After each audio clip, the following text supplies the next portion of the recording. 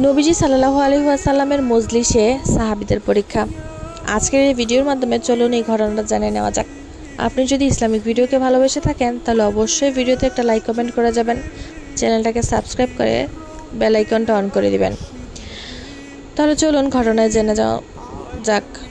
মদিনায় একদিন নবী করিম সাল্লাল্লাহু আলাইহি ওয়াসাল্লাম মাজমায় বসে আছেন।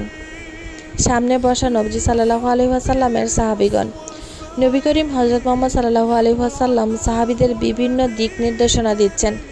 সঠিক পথের চলন শক্তি কি হতে পারে তা বলে দিচ্ছেন। সাহাবীরা নবী করিম সাল্লাল্লাহু আলাইহি ওয়াসাল্লামের অমূল্য বাণী শ্রবণ করছেন নীরবতার সঙ্গে। নীরবতা ধরন ছিল এমন যেন তাদের মাথায় বসে আছে পাখিরা। এমন একটি স্নিগ্ধ কোমল পরিবেশে নবী করিম সাল্লাল্লাহু আলাইহি ওয়াসাল্লাম সাহাবীদের থেকে একটি পরীক্ষা নিলেন।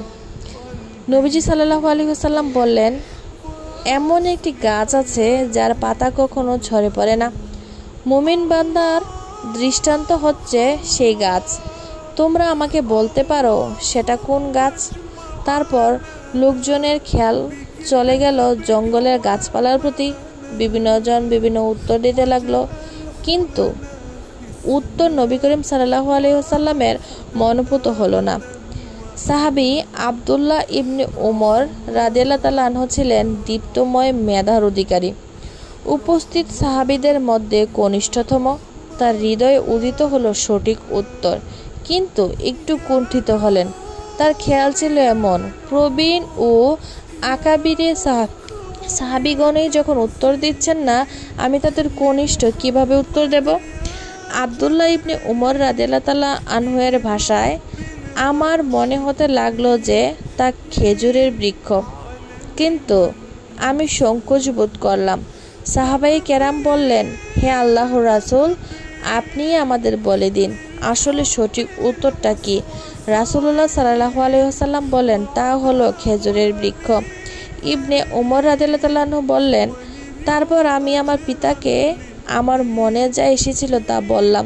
তিনি বললেন, তুমি যদি তখন বলে দিতে যে তা হলো খেজুরের বৃক্ষ, তবে অমুক অমুক জিনিস লাভ করার চেয়েও তোমার কাছে অধিক প্রিয় হতো।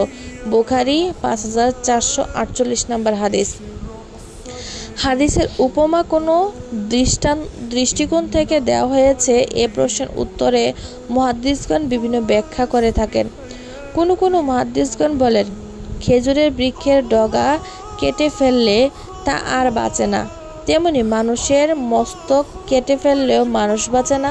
তবে এই ব্যাখ্যাটি সার্বিক দিক থেকে যথার্থ নয় বলে মন্তব্য করেছেন উলামায়ে কেরাম অনেকেই।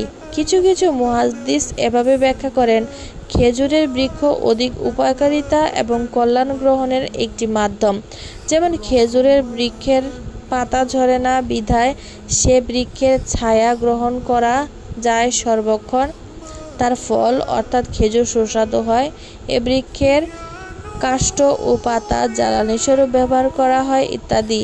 ঠিক তেমনি একজন মুমিনেরও সব কর্মই হয় কল্যাণজনক, কারণ মুমিন থেকে প্রকাশ পায় আল্লাহর আনুগত্য, কল্যাণ কাজে দান সদকা ও সহযোগিতা, অপর মুমিনের সঙ্গে শিষ্টাচার ও উত্তম ব্যবহার ইত্যাদি।